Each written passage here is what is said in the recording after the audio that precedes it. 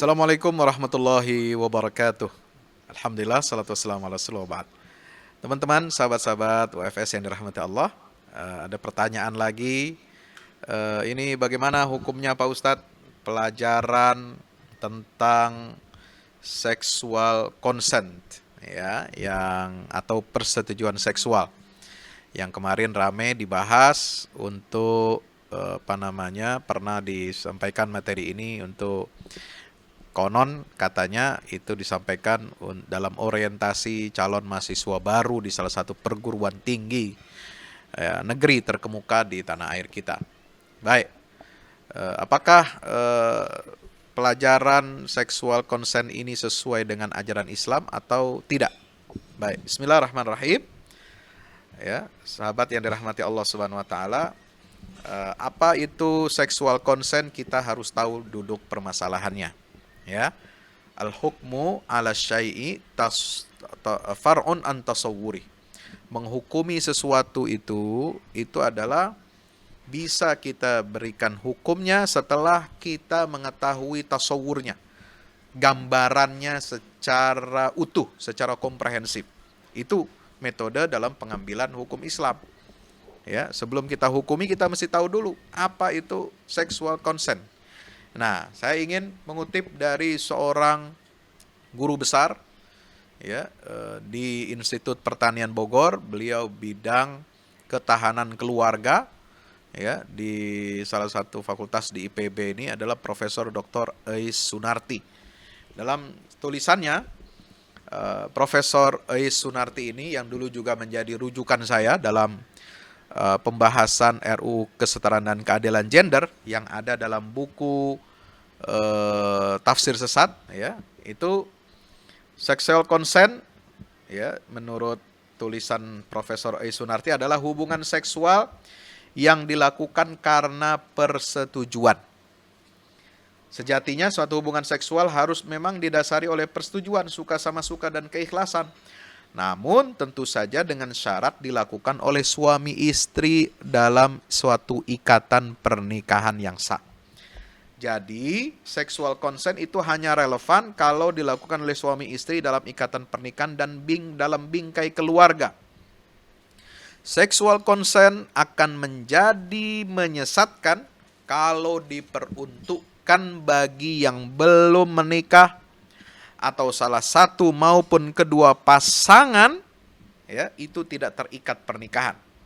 Nah, mengajarkan sexual consent, ya, sama saja merupakan pembenaran terhadap nilai dan perilaku seks bebas.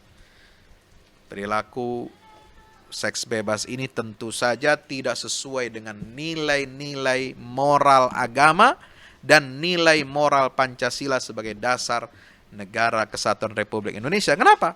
Karena sila pertama dalam Pancasila kita adalah ketuhanan yang Maha Esa. Nah, sahabat yang dirahmati Allah Subhanahu wa taala, mengapa kita lihat ini masalah seksual consent ini dalam tinjauan agama dan negara? Ya, karena bangsa Indonesia ini punya aturan konstitusi yang berlandaskan kepada nilai-nilai ketuhanan yang Maha Esa. Maka kalau kita lihat pertama dari segi aturan bernegara, ya, aturan negara nih, kita bicara negara, itu ada dasarnya Undang-Undang Dasar.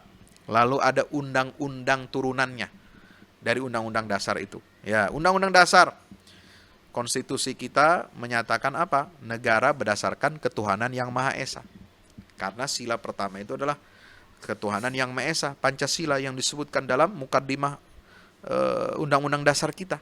Lalu undang-undang turunannya apa? Ini adalah Undang-Undang Nomor 1 Tahun 1974 tentang perkawinan.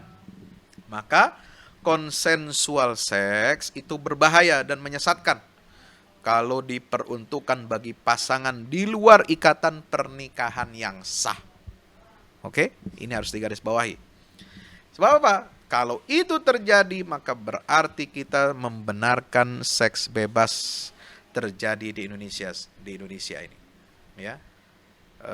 Konsensual seks juga mencederai Undang-Undang Nomor 1 Tahun 1974 tentang perkawinan. Jadi ada undang-undang di Indonesia ini yang namanya Undang-Undang Nomor 1 tentang perkawinan. tahun 1974 dan ini masih berlaku, tidak pernah direvisi, ya. Karena satu-satunya lembaga yang bisa mensahkan atau melegalkan hubungan seksual adalah lembaga perkawinan dan bukan konsensual seks atau seks berdasarkan konsensus, kesepakatan melakukan hubungan seksual di luar ikatan perkawinan. Itu adalah mengkhianati dan mencederai undang-undang perkawinan yang sah menurut agama dan negara. Ini kalau kita lihat tinjau dari segi apa? Undang-undang hukum positif di negara Kesatuan Republik Indonesia. Nah, karena konstitusi kita ini, sahabat yang dirahmati Allah Subhanahu wa taala, ya, itu mengakui peran agama, ya, dalam pembinaan moral bangsa. Bahkan dia menjadi suatu dasar di dalam pasal 29 Undang-Undang Dasar kita, negara berdasarkan ketuhanan yang Maha Esa. Maka kalau kita lihat ajaran agama jelas sekali, ya, menolak adanya, ya, sexual consent atau persetujuan seks dalam melakukan hubungan aktivitas seksual di luar perkawinan. Sebab apa? Firman Allah Subhanahu wa taala tegas menyatakan, ya, dalam surah Al-Mu'minun, ciri orang-orang yang beriman itu bagaimana? A'udzu billahi minasyaitonir rajim. Qad aflahal mu'minun alladzina hum fi salatihim khashi'un. Ciri orang beriman satu, ya, alladzina hum fi salatihim khashi'un. Seorang yang khusyuk dalam salatnya. Ya, alladzina hum fi salatihim khashi'un. Satu. Yang kedua, walladzina hum 'anil lagwi mu'ridun. Yang mana dia, ya, di dalam ayat Al-Mu'minun itu apa? Ciri yang keduanya adalah dia senantiasa menjauhi perbuatan-perbuatan yang tidak berguna, al-laghu. Ya. Mengisi waktu sia-sia, ya, perbuatan yang sia-sia, dia harus jauhi. Itu ciri orang beriman. Yang ketiga, walladzina hum lizzakati fa'ilun, menunaikan zakat. Nah, ciri orang beriman. Yang keempat, nah ini, walladzina hum li furujihim hafizun, orang-orang yang memelihara kemaluannya. Artinya apa? Kemaluan itu sebagai alat reproduksi. Bukan hanya untuk kesenangan, untuk menyalurkan syahwat semata-mata, tetapi dia berhubungan, berkaitan erat dengan tujuan syariat. Allah menciptakan, ya, alat kelamin itu bukan hanya untuk mengumbar syahwat, tapi dia menjadi alat reproduksi, ya, alat marital. Adanya hubungan seksual itu, ya, alat kelamin itu adalah untuk dijaga, dipelihara, karena dia tidak boleh dipakai sembarangan.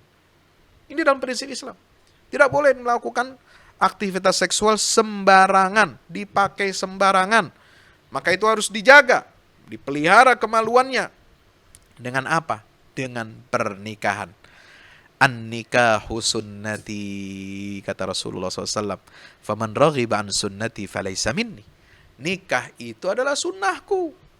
Siapa yang membenci sunnahku, maka dia bukan termasuk umatku. Nah, pernikahan itu adalah sunnahnya Rasulullah dan sunnah para nabi dan rasul. Itu cara untuk kita menyalurkan hasrat seksual kita, ya kan?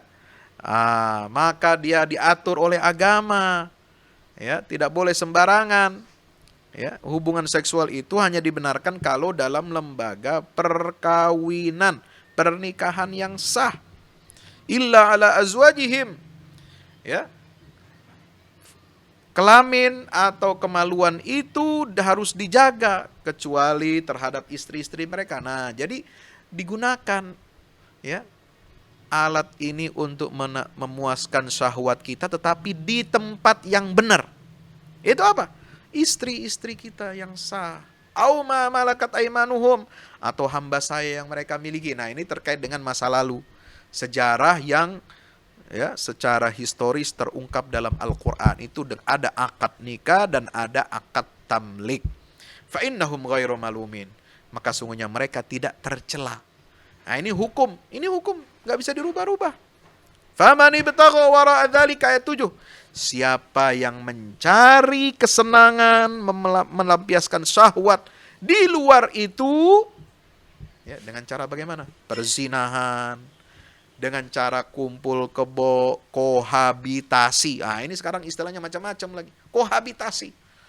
Ya, kumpul, padahal itu istilah kumpul kebo, tapi disebut dengan cara yang seolah-olah baik, kohabitasi, hidup bersama, semen leven.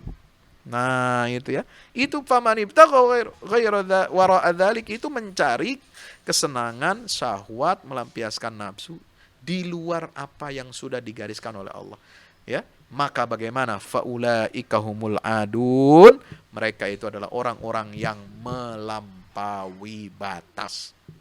Jadi, sahabat-sahabat, ya, yang dirahmati Allah, jangan sampai kita, ya, menyetujui atas nama apapun yang namanya sexual consent. Karena apa? Makna persetujuan seorang individu melakukan hubungan seksual, ya, membawa kepada suka atau tidaknya suatu hubungan dilakukan, itu tidak bermakna halal atau haramnya hubungan seksual. Ya. Karena halal haram perilaku seks harus mengacu kepada ketentuan agama. Nah, itu ya. Jadi, makna persetujuan dalam sexual consent itu hendaknya terikat dan dibatasi oleh ketentuan agama, moral, dan norma sosial yang berlaku. Kenapa ini bisa terjadi sekarang? Sexual consent dan sebagainya ini. Ini adalah wujud dari kesetaraan relasi gender, di mana manusia liberal, feminis liberal itu menuntut adanya hak otonomi tubuh perempuan. Ya, hak otonomi tubuh. Mereka mengatakan, ini saya mau gunakan alat kelamin saya semau saya. Ini hak saya, ini otonom. Ini manusia ini punya hak untuk otonom mengatur, menggunakan sesuai dengan keinginannya sendiri, berdasarkan persetujuannya sendiri. Tidak perlu negara mengatur, ikut campur. Tidak perlu agama ikut campur. Tidak perlu Tuhan mengatur-ngatur. Ya, bagaimana kita harus menggunakan kemaluan alat kelamin kita, hubungan seksual kita. Na'udzubillah min zalik. Ini ucapan iblis. Ucapan yang didorong oleh nafsu yang dikendalikan oleh iblis laknatullah. Karena manusia ini seluruh anggota tubuhnya itu adalah milik Allah. Ya, inna lillahi wa inna ilaihi rajiun. Kita ini semuanya milik Allah. Anggota tubuh kita ini semua pemberian dari Allah. Inna sam'a wal basara wal fuada kullu ulaika kana anhu mas'ula. Lihat ayat Al-Quran. Pendengaran, telinga, penglihatan, mata, hati, fuad. Semuanya akan dimintakan pertanggungjawaban. Itu adalah pinjaman dari Allah. Nikmat dari Allah dititipkan kepada kita. Termasuk kelamin, alat kemaluan, itu adalah karunia dari Allah, pemberian Allah, dan kita akan dimintakan pertanggungjawaban atas semua anggota tubuh. Karena anggota tubuh kita secara fisiologis ini adalah bukan milik kita. Milik siapa? Milik Allah. Dan kita semua akan kembali kepada Allah, wa inna ilaihi rajiun, untuk apa? Mempertanggungjawabkan semua apa yang diperbuat oleh anggota tubuh kita. Al-yawma nakhtimu ala afwahihim wa tukallimuna aydihim wa tashhadu arjuluhum bima kanu yaksibun. Hari ini, di hari kiamat, kata Allah, kami tutup, kami segel mulut mereka, tidak berbicara. Ya, mereka tidak bisa mencari alibi. Tidak bisa mereka membela diri.